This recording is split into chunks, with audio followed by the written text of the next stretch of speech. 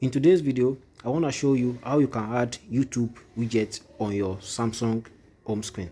First of all, you want to long press the wallpaper on your screen.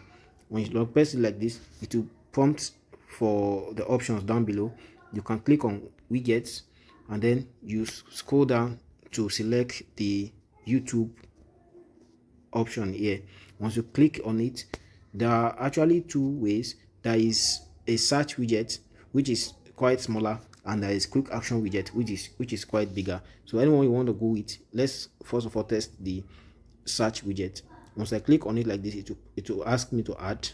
Once I add, this is how it looks here. If I want to remove it, I can just long press it again and click on the option that says remove. So if I want to use the second option, I will long press my wallpaper again to prompt widget, click on widget, and then YouTube, click on it, and then we will be using the second option in this case. So let's click on it, add.